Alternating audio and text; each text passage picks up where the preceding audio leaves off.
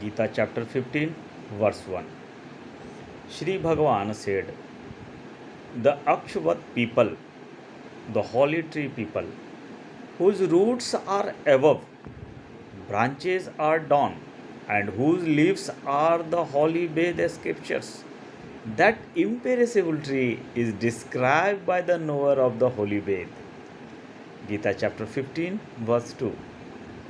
The branches nurtured by the guna and the five senses objects, wing its tendril spread downwards and upwards, and the roots which bind the soul by the fruitful actions are out spreading in the world. The holy tree people is giving us immense informations of a human being's nature, because your roots should be always deep down the earth. Same time, your branches should be below the tree. This is the big example of humbleness or humility of any human beings.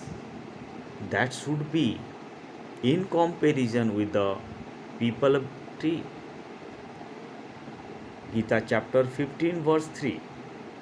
Its form is not perceived here as such, neither its end nor its origin, nor its foundation, nor its resting place, having cut asunder this firm rooted people tree with a strong axe of non attachment.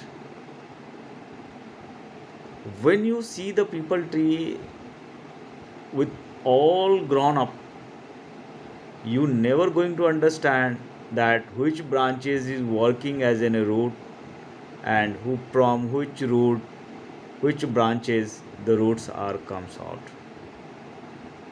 And this shows the complete detachment of the people tree with all the branches. And this is one of the big example for any human beings. Gita chapter 15, verse 4. One should then wish and desire for the supreme abode after reaching where no one returns, by saying, I take refuge in the supreme primordial Purush who has originated these primeval creations, and that is Lord Sri Krishna, the Almighty, the Super Soul. Gita chapter 15, verse 5. One who is free from delusion, has own sins and attachment, who is always steady in his self, who is free from dualities like cold and hot, joy and distress, and is free from desire, those peoples of wisdom reach the eternal abode. When you surrendering yourself to the Atma, it means you are surrendering your all attachment things.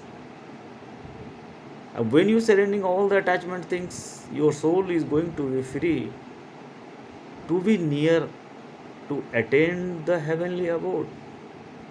Gita chapter 15, verse 6. Neither the sun, nor the moon, nor the fire illuminates my abode. The place which is self illuminating, and having reached there, they never return back to this world. That is my supreme abode. When you reach at the feet of the Sri Krishna, no one is returning at this planet. That is what Sri Krishna is saying to the Arjuna. Gita chapter 15, verse 7. A fragment of my own self, having become a living soul, eternal in the world of life, draw to itself the senses, of which the mind is the sixth that rests in nature. Gita chapter 15, verse 8. Which never ever body, the embodied soul, entered, or from which ever body is departs. While departing, it takes away the five senses from the body, as the wind takes the scents from their seed, like the flowers. Gita chapter 15, verse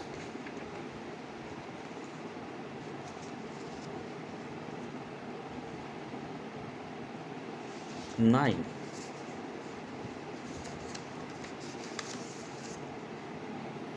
The embodied soul, by relying upon ear, eye sensation of touch, tongue, nose, and the mind, enjoy anything perceived by the senses.